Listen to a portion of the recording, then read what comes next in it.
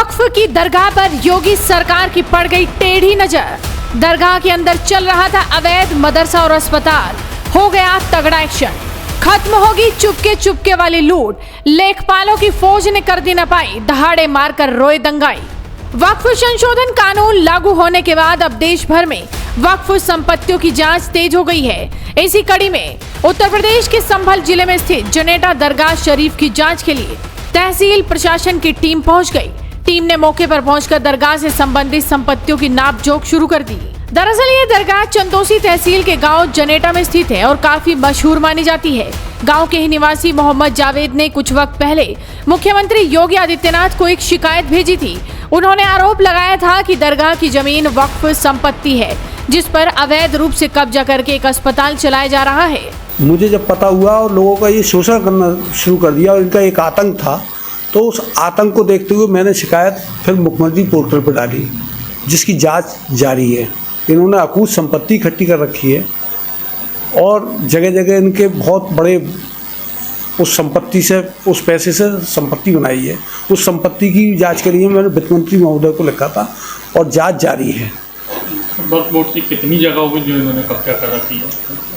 भाई वो तो तहसील ही बता सकती है, मगर काफ़ी जगह है। उसमें मकबरा है, मस्जिद है और बारादरी है, वो सब वक्फ बोर्ड की है। और उसमें एक निजी अस्पताल ये चला रहे हैं, जो कि ये झोला छाप उस पर बैठते हैं, शायद मियाँ झोला छाप हैं।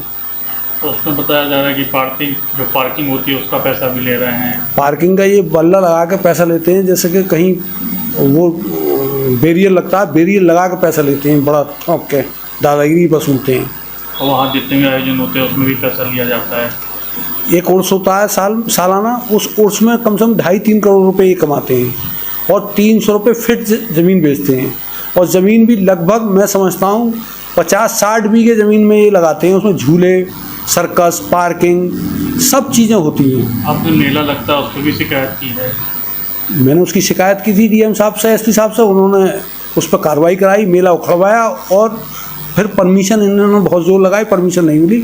और ये उसे ज़िला प्रशासन को गुमराह करके ये बता के कि मैं मुतवल्ली हूँ और हर रिपोर्ट में मुतवल्ली बताकर परमिशन लेना चाह रहे थे।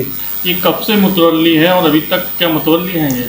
नहीं, मुतवल्ली 2019 में ही समाप्त हो गए इनका कार्यकाल। नई मुतवल्ली कोई नहीं बना है और वक्फ बोर्ड की सेटिंग से ये ऐसी काम कर रहे हैं। और पीछे जब ये मुतवल्ली रहे तब भी इन्होंने वक्फ बोर्ड को कोई पैसा नहीं दिया। जितनी आमदनी है, जितना पैसा आता है, क्या वो लिखित में कहीं दर्ज? कहीं कोई दर्ज नहीं है, किसी तरीके का कोई रिकॉर्ड नहीं है। इनसे कई बार रिकॉर्ड जिला प्रशासन ने मांगा और इन्होंने नहीं दिया। देखिए, ऐसे लोग जो बने हुए हैं वक्फ बोर्ड की ज़मीनों पर, ऐसे लोगों का मैं समझता हूँ सफाया हो जाएगा अब, और इस बिल से इस तरीके के लोग खत्म हो जाएंगे।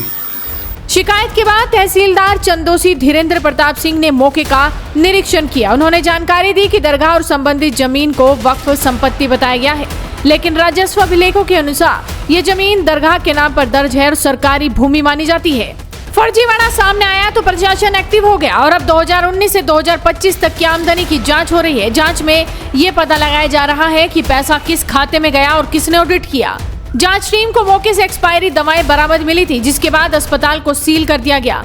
टीम के नोडल अधिकारी एसीएमओ के मुताबिक 2 दिन के बीतने के बावजूद अस्पताल संचालक अब तक कोई वैध पंजीकरण दस्तावेज नहीं दिखा सके। आरोप है कि बिना किसी इजाजत के और स्वास्थ्य विभाग में रजिस्ट्रेशन कराए बगैर अस्पताल का संचालन किया जा रहा था। इससे पहले एसडीएम निधि पटेल और तहसीलदार धीरेन्द्र कुमार सिंह दरगाह से सटे तालाब की भूमि की पैमाइश कराने के लिए पहुंचे थे, जिसमें से 40 बीघा कब्जा मुक्त कराई गई। तालाब की कुल भूमि 100 बीघे से ज्यादा बताई जा रही है। इसके साथ ही स्वास्थ्य विभाग की टीम ने अस्पताल का निरीक्षण किया और एक्सपायरी दवाएं पाए जाने की वजह से अस्पताल को सील कर दिया गया। फिलहाल दरगाह शरीफ की जमीन को लेकर जांच पड़ताल चल रही है। प्रशासन ये सुनिश्चित कर रहा है कि जमीन पर कोई अवैध कब्जा न हो और सभी दस्तावेजों की भी पुष्टि की जा रही है। हालांकि संभल की इस दरगाह के मुतवल्ली डॉक्टर सैयद शाहिद मियां ने इसे वक्फ संपत्ति बताते हुए प्रशासन को दस्तावेज जरूर सौंपे हैं, लेकिन कुछ गांव वाले इसे सरकारी जमीन बता रहे हैं। अब ये तो बाद में ही पता लगेगा कि आखिर ये जमीन सरकारी है या फिर वक्फ की। सच्चाई जल्द ही सबके सामने आएगी। फिलहाल योगी सरकार ने वक्फ कानून लागू होते ही अपनी कार्रवाई शुरू कर दी है। देखना होगा कि आगे कौन कौन सी कार्रवाई की जाती है। तो आप इस वीडियो को शेयर कीजिए और जुड़े रहिए हेडलाइंस इंडिया के साथ।